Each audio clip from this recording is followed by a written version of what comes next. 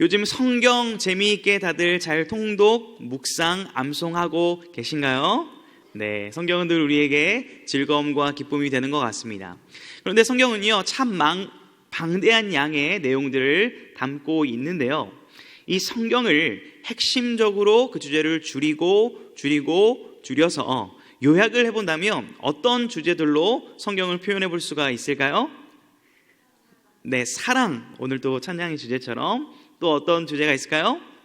하나님의 나라, 예수 그리스도 등 참 많은 핵심적인 주제가 성경에 담겨 있다라고 할 수 있습니다. 그런데요, 우리가 생각보다 놓치기 쉬운 주제가 있으니 그것은 바로 언약일 것입니다. 사실 성경은요, 두 개의 약으로 지금 우리가 구분을 하고 있잖아요. 무슨 약과 무슨 약이죠? 구약과 신약이죠. 옛 언약과 새 언약으로 성경이 구분될 만큼 성경에서는 이 언약이라는 주제를 굉장히 중요하게 다루고 있음을 알 수 있습니다. 그런데 이렇게 중요한 주제인 것에 비해서 우리가 언약하고 딱 떠올려 보면 마땅히 떠오르는 어떠한 내용이나 그런 요약된 것들이 생각보다 우리 안에 없음을 발견할 수도 있는데요. 성경에는 참 많은 언약들이 등장을 합니다. 창세기 2장에서는 이미 하나님께서 아담에게 내가 선악을 알게 하는 나무의 열매를 먹지 말라, 먹으면 어떻게 된다 하셨죠? 죽으리라 라고 분명하게 말씀과 약속을 맺으셨습니다. 너가 이것을 먹지 않는다면 모든 열매를 다 먹고 영원한 생명을 살 수 있고 내가 이것을 먹는다면 영벌에 처하게 될 것이다 라는 약속 말입니다. 우리가 잘 아는 아브라함에게도 너는 복이 될지라, 그리고 하늘의 많은 별들을 보여주면서 이 별들과 같이 내 자손의 수가 많을 것이다 라는 약속을 하나님께서 주셨습니다. 이처럼 성경은요, 하나님의 약속, 즉 언약으로 가득 차 있다고 해도 과언이 아닐 것입니다. 오늘 우리는요, 우리가 읽은 신명기 30장에 나타나는 언약에 대해서 오늘 살펴볼 텐데요. 빠르게 변화하는 이 세대 속에서, 혼란한 이 세대의 물결 속에서 무엇 하나 믿을 만한 것이 없는 이 세대 가운데서 우리가 변하지 않고 늘 우리에게 기쁨과 소망을 주는 진리의 말씀인 성경을 통하여 감사와 기쁨으로 충만한 시간 되기를 주님의 이름으로 축복합니다. 또한 그 약속의 실제가 우리 삶의 능력이 되어져서 능력 있는 믿음의 생활을 해나가는 모든 성도님들 되기를 또한 주님의 이름으로 축복합니다. 오늘 우리가 본문을 살펴볼 텐데요, 먼저 신명기에 대해서 잠시 살펴보기를 원합니다. 신명기, 어떤 성경일까요? 복잡하게 생각할 것 없이 간단하게 요약을 하면 모세의 설교들로 가득 차 있습니다. 지금 제가 설교를 하고 있는데요, 설교의 대상이 분명히 있습니다. 그런데 모세가 당시에 설교할 때 그 설교의 대상들은 누구였을까요?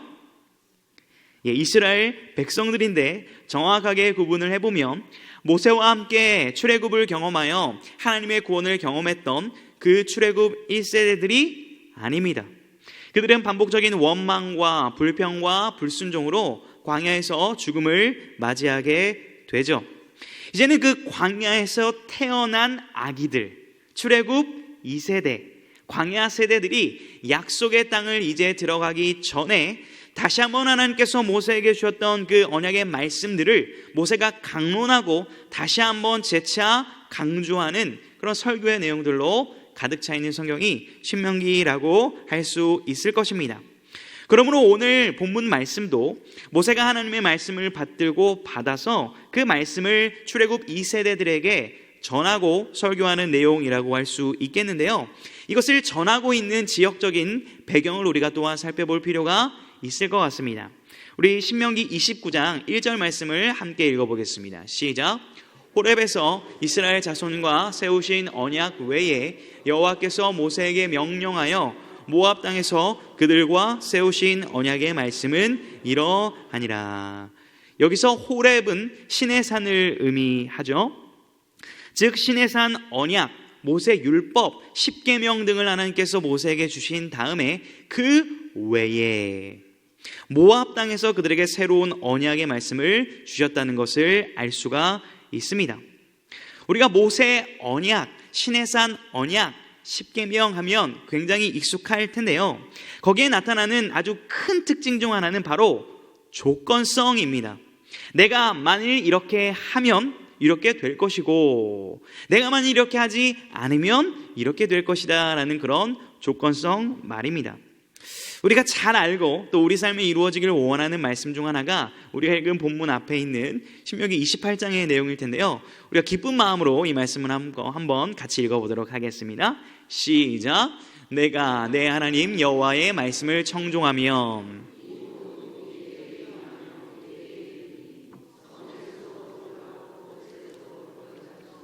내 몸의 자녀와 내 토지의 소산과 내 짐승의 새끼와 소와 양의 새끼가 복을 받을 것이며 내 광주리와 떡반죽 그릇이 복을 받을 것이며 내가 들어와도 복을 받고 나가도 복을 받을 것이니라. 아멘. 할렐루야. 이러한 복이 우리 가운데 넘쳐나기를 주님의 이름으로 축복합니다. 읽기만 해도 힘이 나는 구절이죠. 들어와도 복을 받고 나가도 복을 받고 우리의 모든 소산과 자녀들이 복을 받게 되는 이 약속 말입니다. 저도 이러한 복을 누리고 싶은데요, 만약에 하나님께서 오늘날 우리에게 다시 한번 이렇게 약속을 맺으신다고 가정을 해보겠습니다. 이러한 말씀에 순종하면 이러한 복을 받게 될 것이고, 순종하지 않으면 이러한 저주를 받게 될 것인데 나와 언약을 맺겠니? 라고 물어보신다면 이것을 맺으시겠습니까? 예. 계약서를 쓸 때요, 참 조심해야 될 것 중 하나가 무엇이냐면, 내게 유리한 내용들만 보고 덜컥 계약을 했다가 내게 불리한 내용들을 꼼꼼히 살펴보지 않아서 굉장히 불이익을 당하게 되는 경우가 종종 있습니다. 우리가 읽은 28장 아까 앞부분 말고요, 뒷부분을 보게 되면요, 말씀에 불순종했을 때 받게 되는 저주의 양이 복의 내용보다 더 많이 기록되어 있습니다. 물론 하나님께서는 우리에게 저주를 내리고 싶으셔서 그런 것이 아니라 이것에 경고를 두시고 복의 길로 가도록 안내하기 위함이시죠. 그럼에도 저는요, 이 계약을 체결할 수 있는 기회가 주어진다면 잠시는 망설여질 것 같습니다. 내가 하나님의 말씀을 온전히 순종할 만한 능력이 있는 사람인가?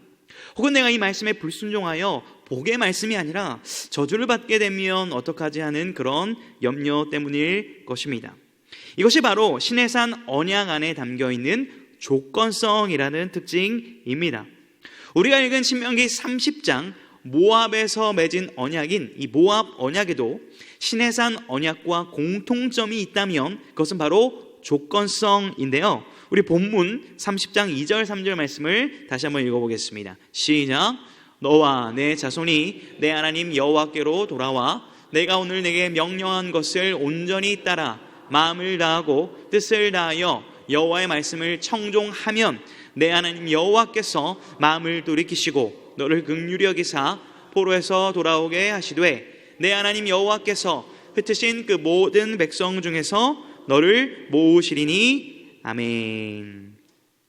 우리가 읽은 이 본문 말씀은요, 훗날 이스라엘 백성들이 하나님의 약속에 따라 언약에 따라 그들이 불순종하여 저주가 임하게 되고 나라가 망하게 되었을 때, 구체적으로는 바벨론에 끌려가 포로가 되었을 때를 미리 예고하고 있는 말씀입니다.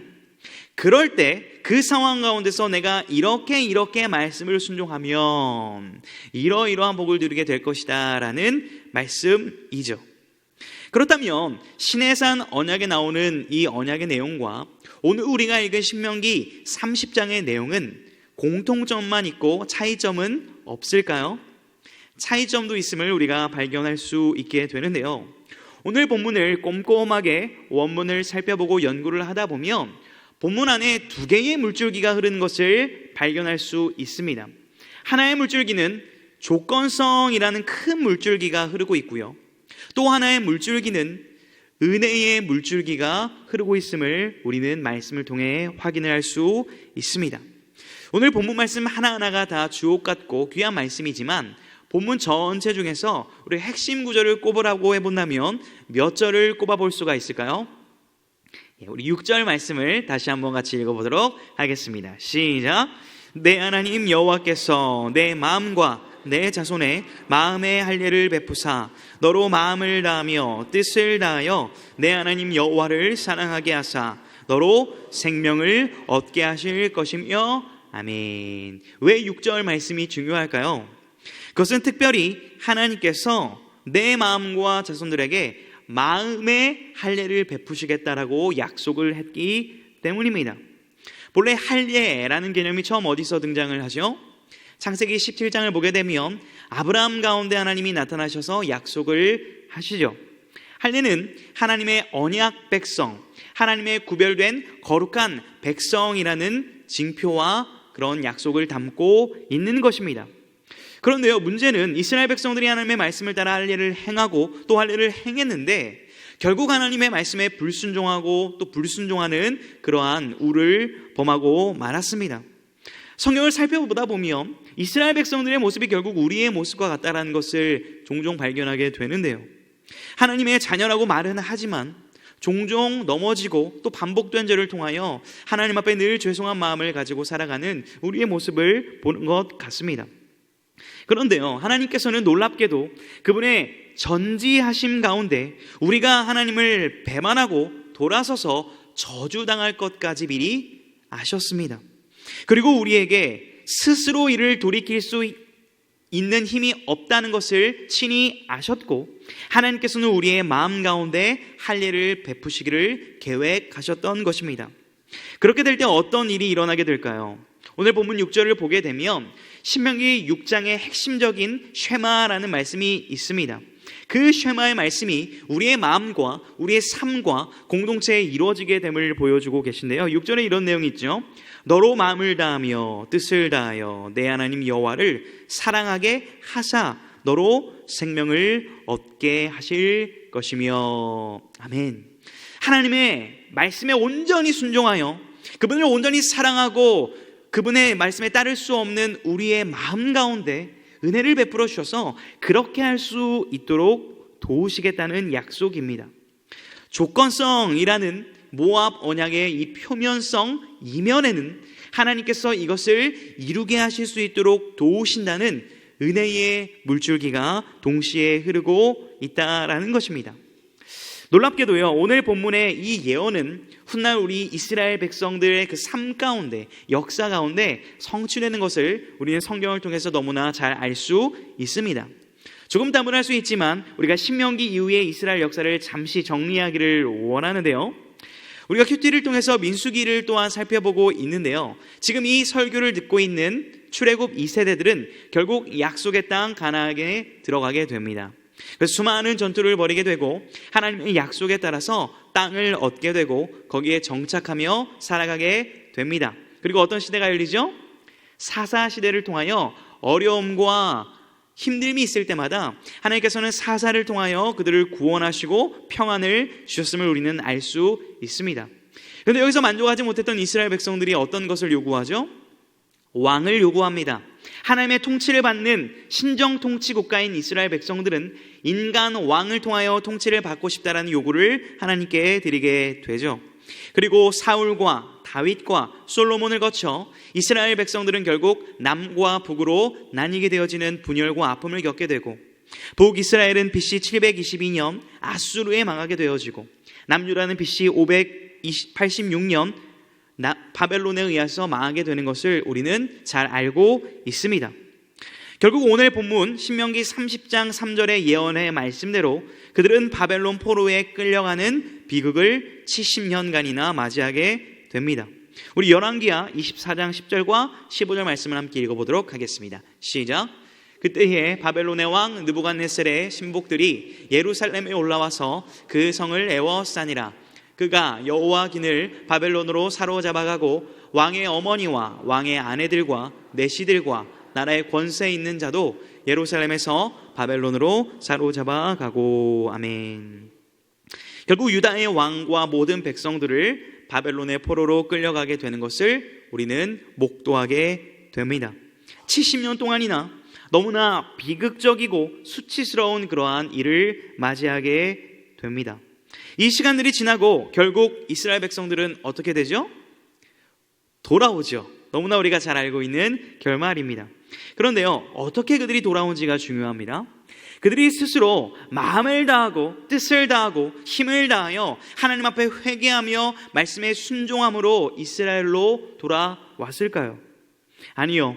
하나님의 돌이키심과 하나님의 약속에 근거하여 그들이 돌아오게 됨을 우리는 확인할 수 있습니다. 하나님의 이러한 의지와 약속과 사랑이 담긴 성경이 예레미야에 또 기록되어 있는데요, 우리 예레미야 31장 31절부터 33절을 함께 읽어보겠습니다. 시작. 여호와의 말씀이니라. 보라, 날이 이르리니 내가 이스라엘 집과 유다 집에 새 언약을 맺으리라. 이 언약은 내가 그들의 조상들의 손을 잡고 애굽 땅에서 인도하여 내던 날에 맺은 것과 같지 아니할 것은 내가 그들의 남편이 되었어도 그들이 내 언약을 깨뜨렸음이라. 여호와의 말씀이니라. 그러나 그날 후에 내가 이스라엘 집과 맺을 언약은 이러하니 곧 내가 나의 법을 그들의 속에 두며 그들의 마음에 기록하여 나는 그들의 하나님이 되고 그들은 내 백성이 될 것이라. 여호와의 말씀이니라. 아멘. 하나님께서는 신명기 30장 6절의 말씀 가운데 예언하고 보여주셨듯이 예레미야 선지자를 통하여서는 이제는 완전히 새로운 언약을 체결하시겠다고 말씀하시는 겁니다. 바로 이스라엘 백성들의 행위와 그들의 원망과 불순종과 상관없이 하나님께서 무조건적인 은혜를 베푸시겠다라는 것입니다. 그 내용이 무엇입니까? 나의 법을 그들의 속에 두겠다라고 이렇게 말씀을 하시는 겁니다. 오늘 신명기 30장의 표현으로 표현해 본다면 마음의 할례를 친히 베풀어 주시겠다라는 것입니다. 그리하여 하나님이 먼저 우리의 하나님이 되어주시고 우리가 하나님의 백성이 되는 은혜를 베풀어 주신다고 약속하신 것입니다. 그렇다면 하나님께서는요, 늘 우리가 배반하고 원망하고 불순종하는 죄인인 우리에게 이러한 무조건적인 은혜를 왜 베풀어 주시는 것일까요? 우리가 방금 예레미야 31장에서 보았듯이 하나님은 우리의 남편이 되어 주신다고 말씀을 하십니다. 신랑으로서 우리를 영원히 사랑하겠다고 말씀을 하시는 거죠. 우리는 주의 신부로서 계속해서 영적으로 바람을 피고 우상을 섬기며 하나님을 배반합니다. 그렇기 때문에 조건성에 의하면 우리는 파혼 직전이 아니라 이미 파혼이 되었어야 되고요, 이미 이혼을 수백 번 당했어도 불평할 수 없는 그런 영적 간음자들이라고 할 수 있습니다. 그러나 하나님은 주도적으로 이 결혼을, 이 약속을 지키시고 품고 끌고 가시겠다라는 그 의지와 사랑을 우리 가운데 보여주시는 것입니다. 그것이 바로 새 언약에 담긴 하나님의 사랑과 의지이죠. 그리고 놀랍게도 이것이 이스라엘 역사 가운데 성취가 되는데요, 에스라 1장 1절을 제가 읽어드리도록 하겠습니다. 바사왕 고레스 원년에 여호와께서 예레미야의 입을 통하여 하신 말씀을 이루게 하시려고 바사왕 고레스의 마음을 감동시키심에 그가 온 나라에 공포도 하고 주서도 내려 이르되. 하나님의 돌이키심으로, 하나님의 감동으로 이스라엘 백성들이 고국으로 돌이키게 될 수 있는 길이 열린 성경 말씀입니다. 고레스의 그 마음 가운데 감동하신 하나님, 그 고레스의 마음의 감동으로부터 시작되어 이스라엘 고국으로 돌아가는 회복의 길이 열리게 된 것입니다. 사랑하는 성도 여러분, 그렇다면 오늘 우리가 읽은 신명기 30장의 본문의 말씀이 지금 우리들에게는 어떻게 이루어졌고 어떤 유익이 있겠습니까? 우리 주님께서는 누가복음 22장 20절에서 이렇게 말씀을 하셨는데요, 같이 읽어보겠습니다. 시작. 저녁 먹은 후에 잔도 그와 같이 하여 이르시되 이 잔은 내 피로 세우는 새 언약이니 곧 너희를 위하여 붓는 것이니라. 아멘. 예수님께서 십자가에 흘리신 피로 말미암아 새 언약이 완성되었습니다. 우리가 날마다 잘못하고 있는, 주님의 자녀라고 말은 하지만 날마다 마음과 행동으로 짓고 있는 모든 죄와 저주와 죽음의 문제를 주님께서 친히 십자가에서 담당하셨습니다.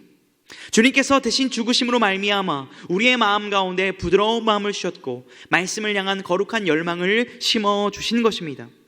우리는 우리의 힘으로 먼저 하나님께 돌이키며 나아갈 수 없었지만 하나님께서 먼저 우리를 향하여 돌이키시고 그의 독생자 아들을 십자가에 내어주심으로 말미암아 우리가 하나님께 나아갈 수 있는 길이 활짝 열리게 되었음을 믿고 누리실 수 있기를 주님의 이름으로 축복합니다. 주님께서는 이렇게 우리에게 말씀하시죠. 내가 곧 길이요 진리요 생명이니 나로 말미암지 않고는 아버지께로 올 자가 없느니라. 아멘. 아버지께로 도저히 나아갈 수 없는 죄인된 우리들 가운데 친히 육신을 입고 이 땅에 오심으로 말미암아 우리 가운데 돌이킬 수 있는 길을 열어주신 하나님의 은혜와 자비와 신실하심을 찬양합니다. 사랑하는 성도 여러분, 그렇다면 질문을 드리도록 하겠습니다. 하나님께서 먼저 돌이키심으로 말미암아 우리가 하나님께로 나아갈 수 있는 길이 열리게 되었는데요, 그렇다면 우리는 이제 그 은혜를 입었으니 가만히 있어도 될까요? 결코 그렇지 않습니다. 성경은 항상 무조건적인 하나님의 은혜와 더불어서 그 은혜에 반응할 것을, 결단할 것을 항상 촉구하는데요, 오늘 신명기 30장 본문 9절 말씀을 같이 읽어보도록 하겠습니다. 시작. 내가 내 하나님 여호와의 말씀을 청종하여 이 율법책에 기록된 그의 명령과 규례를 지키고 내 마음을 다하며 뜻을 다하여 여호와 내 하나님께 돌아오면. 아멘. 하나님의 말씀을 지켜야 함을 말씀하시는데요, 그럴 때 주시는 복들이 본문 10절에 쭉 나오게 됩니다. 너를 다시 기뻐하사 복을 주시겠다, 너에게 다시 기회를 주시겠다라고 그렇게 약속을 하시는 겁니다. 놀랍게도 신명기 28장의 말씀이요, 내가 들어가도 복을 받고 나가도 복을 받고 내 모든 자녀와 토지의 소산에 복을 받게 될 것이라고 한 그 말씀은 다시 우리 눈앞에 살아 숨쉬어서 그 복을 누릴 수 있는 다시의 은혜가 우리에게 주어졌다는 사실입니다. 어떨 때요? 다시금 주의 말씀을 청종하고 순종할 때 말입니다. 하나님을 배반하고 떠나서 영원한 저주와 형벌을 받아도 할 말이 없는 우리들 가운데 하나님이 먼저 돌이키심으로 다시 한번 하나님의 자녀로서 그 복된 영광을 누릴 수 있는 기회를 주신 하나님을 찬양합니다. 결코 이것은 우리가 의로워서가 아니라, 우리의 능력이 있어서가 아니라 하나님의 신실하심과 자비에 근거한 것이죠. 그리고 이제 우리가 예수 그리스도 안에서 말씀을 순종하고 예수 그리스도에서 선을 행하며 나아갈 때에 그것이 우리의 선과 우리의 의로 여겨지는 것이 아니라 주님 안에서 그것을 선과 의로 여기셔서 우리에게 복이라는 놀라운 선물을 베풀어 주실 하나님을 신뢰할 수 있기를 주님의 이름으로 축복합니다. 그러므로 주님께서 하신 말씀을 우리는 귀담아 들어야 할 것입니다. 요한복음 14장 21절 24절 말씀을 함께 읽겠습니다. 시작. 나의 계명을 지키려는 자라야 나를 사랑하는 자니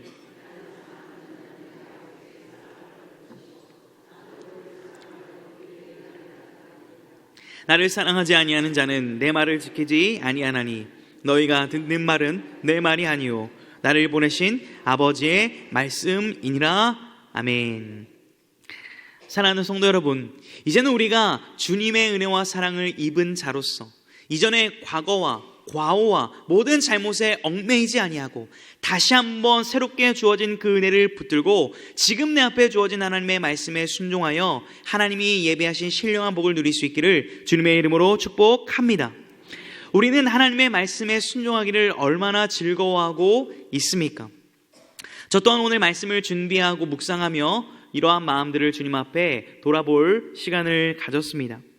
특별히 작년은 하나님의 급진적인 은혜 가운데 제가 결혼 언약을 맺어 결혼을 하게 되었는데요, 결혼식이 하루하루 다가올 때마다 그 날이 얼른 왔으면 좋겠다라는 간절한 마음이 제 안에 점점 커져감을 발견이 아니라 그냥 그렇게 살았습니다.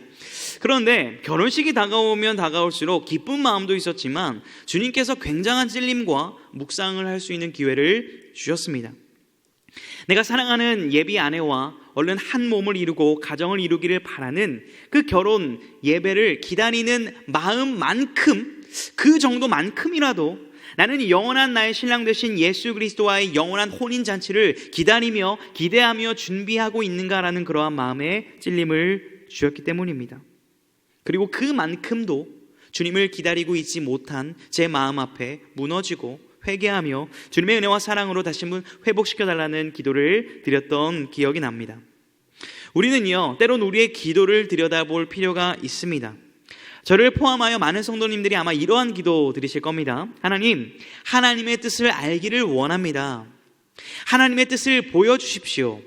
하나님의 뜻을 깨닫게 하여 주십시오 라는 기도 많이 드리시죠? 그런데요, 이미 하나님의 뜻은요 밝히 보여졌습니다. 우리가 고민하는 그 순간, 우리가 염려하는 그 순간 하나님이 우리 눈앞에 보여주신 기록된 말씀을 통하여 보여주시는 그 말씀에 순종하는 것, 그것이 바로 하나님의 뜻이라는 것이 오늘 밝히 보여졌죠. 그렇다면 우리는요, 우리의 기도 가운데 이러한 회복이 일어나기를 노력해야 되지 않을까요? 이러한 기도 말입니다. 하나님께서 밝히 계시해 주신 하나님의 뜻을 순종할 수 있는 마음을 제안해 주십시오. 하나님의 말씀에 순종할 수 있는 믿음을 주십시오. 하나님의 말씀을 지키는 게 두렵지만 그 두려움을 넘어설 수 있는 용기를 주셔서 그 복의 길, 은혜 풍성한 복을 누리게 하여 주옵소서라는 기도 말입니다. 오늘 다시 한번 말씀을 통하여 밝히 깨닫게 하신 하나님의 뜻을 멀리 피하지 마시고, 우리 눈앞에 놓여진 그 순종의 자리가 있다면 주님 안에서 주님을 위하여 다시 한번 순종함으로 말미암아 우리가 이전에 경험하지 못했던 놀라운 하늘의 복을 경험하는 그러한 은혜의 주인공들이 될 수 있기를 주님의 이름으로 축복합니다.